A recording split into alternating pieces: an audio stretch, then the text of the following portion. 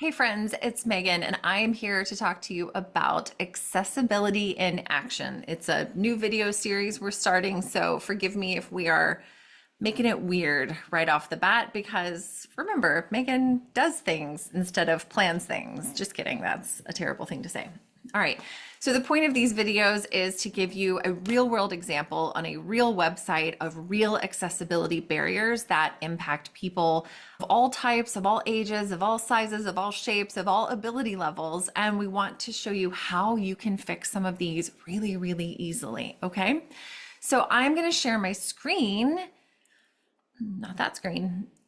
So now that I've shared my screen, you might immediately see a couple of issues that you take issue with and that you would have suggestions for fixing. But the only thing I want to show you today is that there is a bit of a color contrast issue on something that I think is incredibly important. So we're looking at a dental practice website and they don't typically have a lot of online work. Like their website exists because it establishes their practice, it kind of, establishes their credibility, but other than that, it's mostly a brochure website. Like you could print it out and it could be a little flip fold or a multi-page brochure, but it doesn't do much else. Most of these websites do not have built-in payment processors. So typically you have to either go in to see your dentist or you have to call them. And not all of us are comfortable just sharing our credit card numbers over the phone. It's not actually very safe. So it's understandable that people would want to pay their bills online and, technology makes it really easy. This website doesn't make that super easy. In fact, it was only on the third refresh because I was looking at other issues that I even noticed that existing payments can click here to pay online. And then you've got your call today. I mean, there's a couple of other issues we see on the page that we're not going to dig into too far. But the one thing I wanted to show you was, hey, if you want existing patients to pay, and I know you do because we love when people pay their bills because then we have money to do the other things that our business allows us to do. So you'd probably want to make this just a little bit more evident. So first, we're going to check the color contrast. So we've got our foreground color is always going to be the text. And the background color is always going to be the color behind the text because if it was reversed, we wouldn't be able to see the text. So according to the Silk Tide color contrast checker, we actually have a reasonable amount of contrast between this text and the background behind it.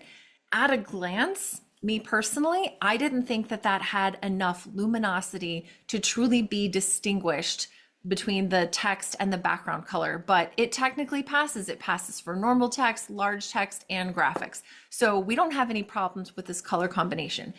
I actually think it could be improved by, well, a little bit more visibility. So I'm gonna right click and inspect this. All right, so we've actually got it. It's in here. It's the existing patients. Click here to pay online. So first of all, I'm going to edit this as HTML. No, I'm not. I'm going to right click and edit this as HTML. Now, if you've spent no time in the browser tools, please don't feel intimidated. I promise you. First of all, I can't break anything because I'm not actually editing the code of the website. I'm editing what you see of the code, and that's different. So the moment I refresh this page, it's going away. So first, I would take out that line break in the center.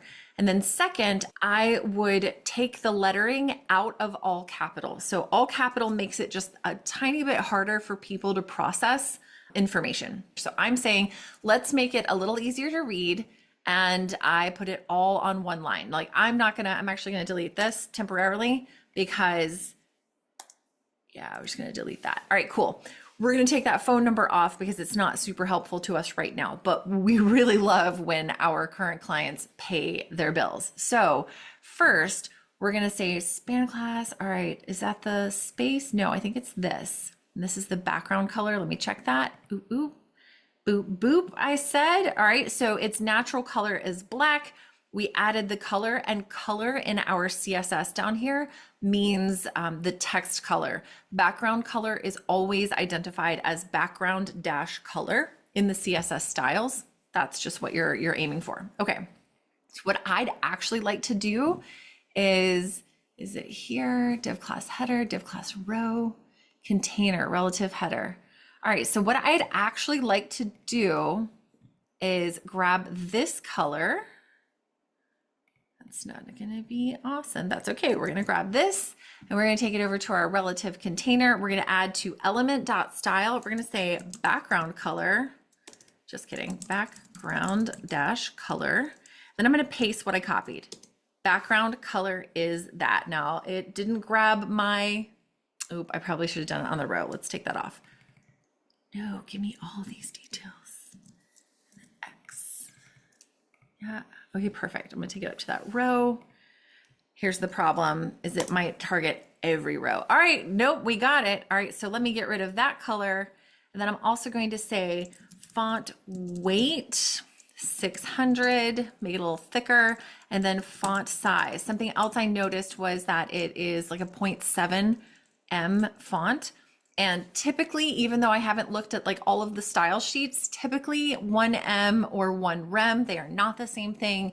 They behave in different ways, but for the purposes of this video, it's fine. We're gonna say 1M.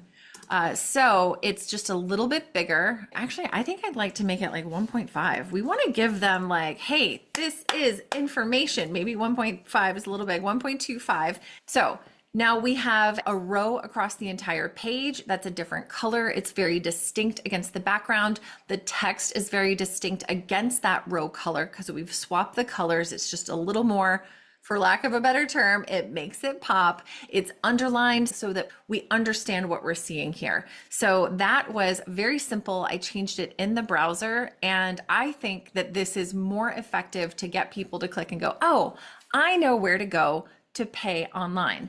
Now, there could be other places that they put it, but this is just a tiny improvement to make that just a little bit more evident to users. Okay, so with this quick fix, we have made our payment portal link way more evident to users when they first load the screen, and it stands out from the rest of the content. If this video helped you see your website just a little bit differently or helped you understand how small accessibility changes can make a big impact for your business, please hit that subscribe button. That would A, make me super happy, but also then you'll get more content that helps you understand how to improve your website, and it doesn't have to be massive overhaul. All right, and if you want me to check your website, click on that link in the description, and I'm happy to send you a short video to let you know of your top 2 accessibility issues that you can fix really quickly. All right, everybody have a great day, and thank you so much for being here. I love bringing you accessibility in action.